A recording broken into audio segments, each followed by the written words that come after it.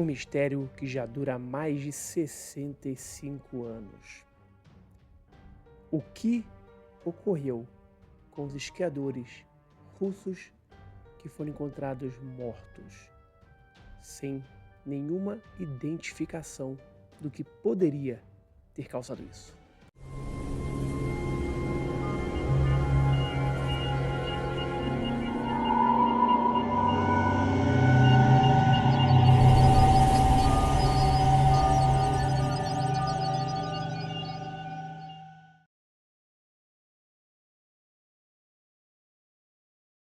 No dia 1º de fevereiro de 1959, 9 esquiadores estavam em uma excursão aos Montes Urais, no norte da antiga União Soviética, atual Rússia.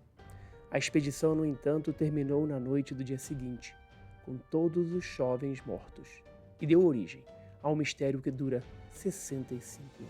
Os 9 jovens, 7 homens e 2 mulheres, se reuniram no final de janeiro para a excursão, liderados por Igor Dilatov. No início, 10 pessoas participariam da escalada, mas Yuri Yudin desistiu no meio do caminho por problemas de saúde. A maioria deles era estudante do antigo Instituto Politécnico dos Urais, e todos tinham experiência em expedições e montanhas. O último contato do grupo com a civilização foi em Visay, no Oblast de Sverdlovsk, o local habitado mais ao norte antes das montanhas. Após passarem a noite no vilarejo, os esquiadores seguiram rumo à montanha Gora Otterden. Uma tempestade de neve aliada às péssimas condições de visibilidade fez com que o grupo se perdesse, seguindo para o oeste até o passo da montanha Kholat Syakhl, chamada de Montanha da Morte na língua dos Mansi, povo indígena da região. Como não retornaram à cidade de origem, equipes de resgate foram enviadas para a região. Todos os membros do grupo foram encontrados mortos. Os primeiros 2 corpos foram achados próximos ao acampamento, enquanto outros 3 estavam perto de um pinheiro.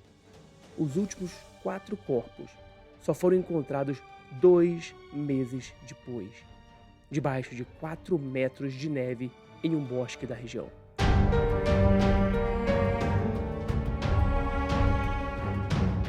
Alguns dos esquiadores foram encontrados usando apenas a roupa de baixo, e o acampamento estava destruído com as barracas rasgadas de dentro para fora.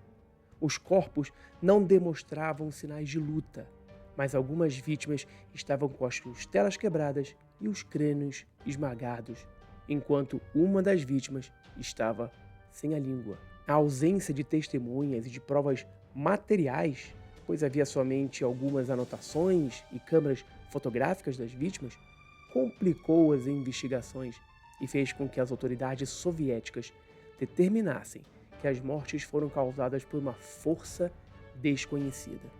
O caso foi arquivado e o local recebeu o nome do líder da excursão, Dilatov. Desde então surgiram várias teorias para tentar explicar o que aconteceu ao grupo de jovens. Como as mortes não tiveram uma causa definida oficialmente, essas teorias foram levantadas sobre o que poderia ter acontecido a eles.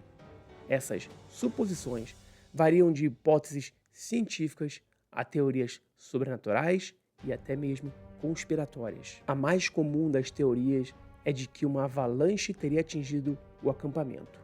Em 2020, Andrei Kuryakov, vice-chefe da diretoria dos Urais da Procuradoria-Geral Russa, anunciou uma avalanche como a causa oficial da morte do grupo em 1959. A conclusão foi feita após a reabertura do caso em 2019, como reportou o jornal The Moscow Times à época. Estudos, simulações por computador e análises independentes foram feitas por pesquisadores suíços que também chegaram à conclusão que uma avalanche tirou a vida dos esquiadores. Segundo o artigo publicado pelos pesquisadores, uma combinação de fatores, inclusive a ação dos próprios jovens, teria causado a avalanche. A teoria da avalanche, no entanto, é contestada por evidências contraditórias. A principal delas é que não havia sinais de um deslizamento de neve na região do acampamento, fato incomum para eventos do tipo.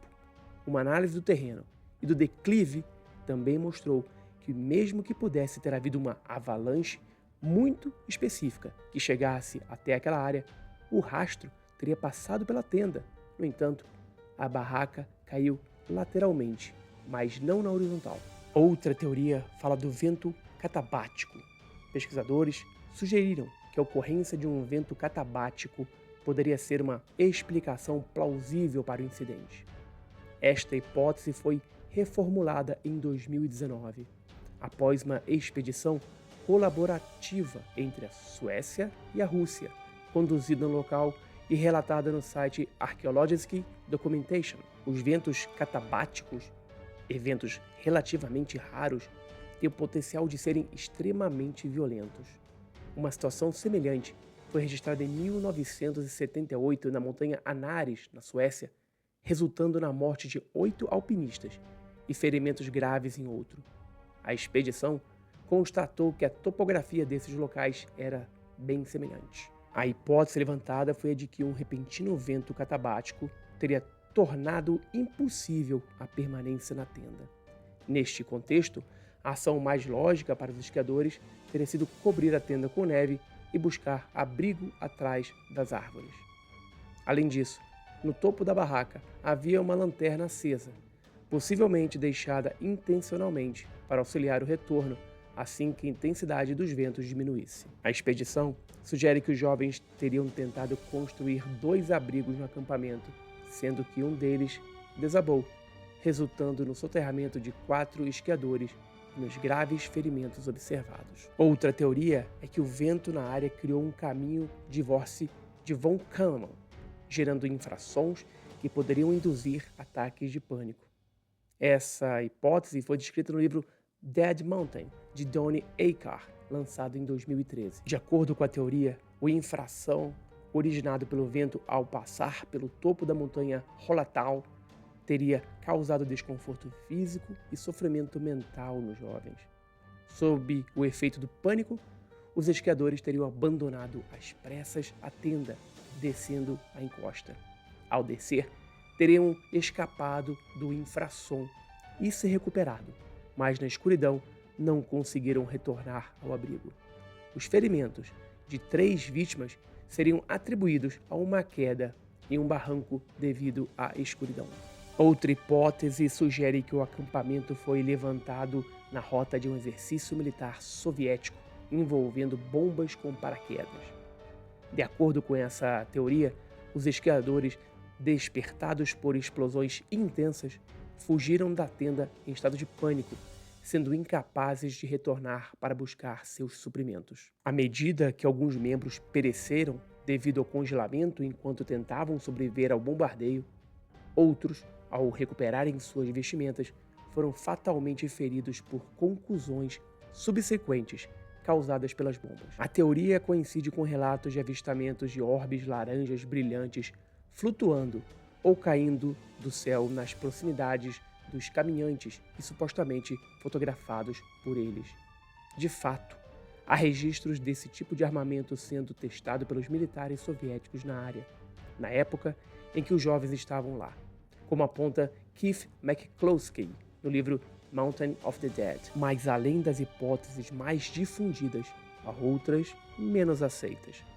Uma delas, por exemplo, sugere que os jovens teriam sofrido de despimento paradoxal, uma condição que faz pessoas em estado de hipotermia terem sensações de calor e, por isso, tirarem as roupas. Outra hipótese para o culpado pelas mortes é bastante atípica, diga-se de passagem.